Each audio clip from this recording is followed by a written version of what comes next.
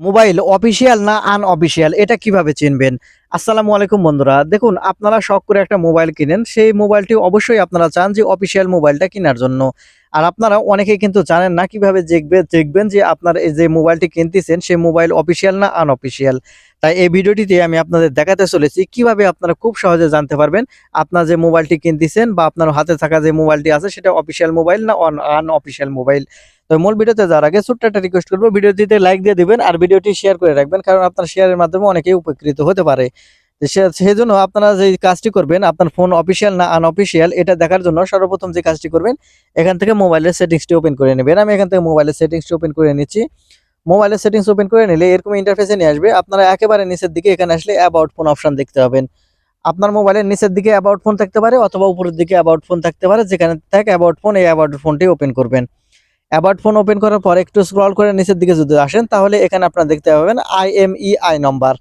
এখানে সিম 1 বা সিম 2 আপনার মোবাইলে থাকলে দুটা IMEI দেখাবে। আপনি এখন এখান থেকে যে কোনো একটা IMEI নাম্বার এখান থেকে লিখে নেবেন অথবা এখান থেকে কপি করে নেবেন। আপনি অবশ্যই লিখে নেবেন এই IMEI এই নম্বর। IMEI নম্বর লিখে নেওয়া হয়ে গেলে আপনারা যে কাজটি করবেন, এখান থেকে ব্যাক বাটনে ক্লিক করবেন। আমি দেখতে পাচ্ছেন এখান থেকে IMEI নম্বরটি লিখে নিয়েছি। এখন এখান থেকে আমি কপি করে নিচ্ছি। আপনারা অবশ্যই এখান থেকে আপনার IMEI-টি খাতায় লিখে রাখবেন। IMEI খাতায় লেখা হয়ে গেলে এখন এখান থেকে যে কাজটি করবেন, আপনাদের মোবাইলের যে মেসেজ অপশনটি আছে, মেসেজ অপশনটি এখান থেকে ওপেন করবেন। এই মেসেজ অপশন ওপেন করার পর এখান থেকে চ্যাট এই অপশনে ওপেন করলে প্রথমে দেখতে পাবেন 2, অর্থাৎ এখান থেকে যার কাছে মেসেজ পাঠাবেন তার নাম্বারটি এখান থেকে টাইপ করতে হবে।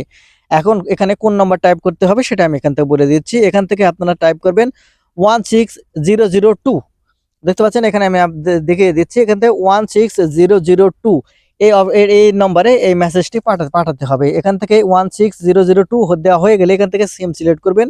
সিম 1 অথবা সিম 2 এটা সিলেক্ট করার পর সেন্ড টু এই অপশনের উপর ক্লিক করবেন। এখানে ক্লিক করার সাথে সাথে আপনারা যে দেখতে পাবেন এখানে যে আপনি যে মেসেজটি লিখবেন সেটা লেখার এখানে জায়গা চলে আসবে। এখন এখানে যেটা লিখতে হবে আমি এখান থেকে বলে দিচ্ছি। এখানে আপনারা যেটা টাইপ করবেন, প্রথমে কে, আর অবশ্যই এখান থেকে সবগুলা বড় হাতের দিবেন। তারপরে এখান থেকে ওয়াই তুলবেন। তারপরে এখান থেকে ওয়াই দেওয়ার পরে এখান থেকে ডি দেবেন। ডি দেওয়া হয়ে গেলে এখান থেকে অবশ্যই একটা পেজ দিবেন। আপনারা এখান থেকে পেজ দেওয়ার পরে ওই যেই নম্বরটি এখান থেকে কপি করে নিয়ে এসেছিলেন বা যে নম্বরটি আপনি লিখে রেখেছিলেন IMEI নম্বর, সেই নম্বরটি এখানে দিয়ে নেবেন। এখানে দেখতে পাচ্ছেন KYD, তার নিচে এই IMEI নাম্বার। এখন এখান থেকে আপনি যে কাজটি করবেন, এখান থেকে জাস্ট এই সেন্ড এই অপশনের উপর ক্লিক করবেন। সেন্ড এই অপশনের উপর ক্লিক করবেন। সেন্ড এই অপশনের উপর ক্লিক করার সাথে সাথে আপনাকে একটা ফিরতি মেসেজ দেওয়া হবে। দেখতে পাচ্ছেন এখানে একটা ফিরতি মেসেজ কিন্তু চলে এসেছে।